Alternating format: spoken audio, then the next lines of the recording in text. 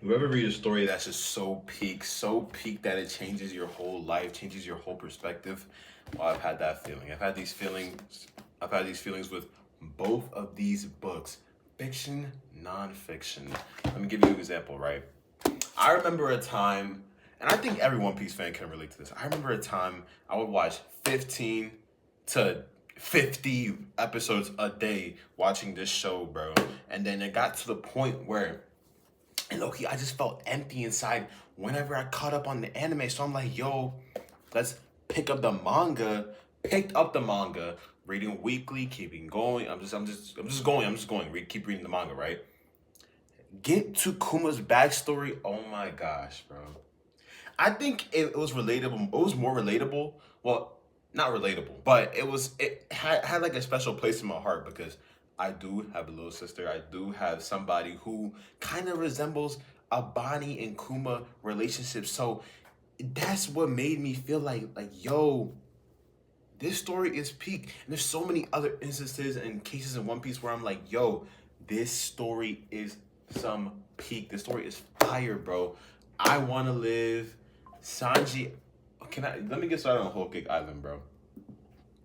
Whole Cake Island, I remember sitting there bawling my eyes out at like 5 in the morning, bro. Before I had to go to school, or was it a weekend? It was something in the eighth grade, right? I was in seventh or eighth grade watching Whole Cake Island, sitting there bawling my eyes out because Sanji. I knew Sanji didn't want to fight Luffy.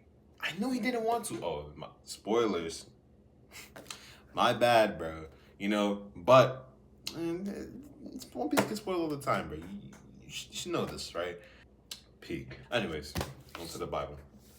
The Bible, I remember a time when I read the Bible literally every single day. A lot of y'all might not believe, right? But I believe. I believe there is a God, and I believe his name is Jesus. I remember a time I read the Bible every single day. I got to the book of Revelation, and it's like from the beginning to the end. And I don't know if it was because I had read the whole thing, but I knew it was coming to an end. Got to the final page on Revelation and just read Amen, started crying. There's other times where I've cried too because it feels like it's speaking back to you, right? Like there's certain instances where like I'll watch One Piece, and there's relatable things, right? There's relatable, but in this book, it feels like it's speaking back at me. It feels like it's piercing my heart, and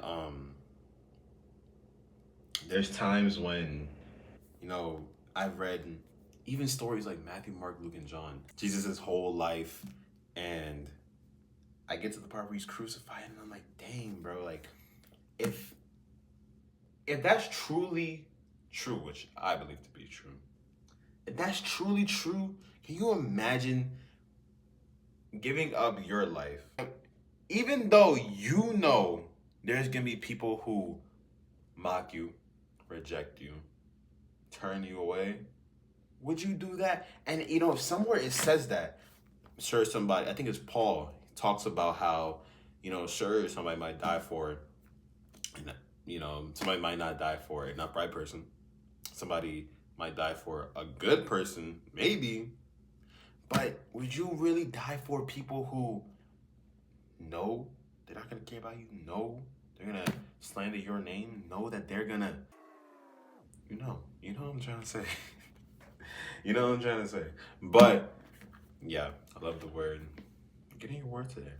If you're watching this book, if you're watching this video, and you haven't been in the word, bro, get in the word today. What are you doing, bro? Just read the Bible, read One Piece. This is all you gotta do to change your life, man. That's all you gotta do. I love y'all. Come here.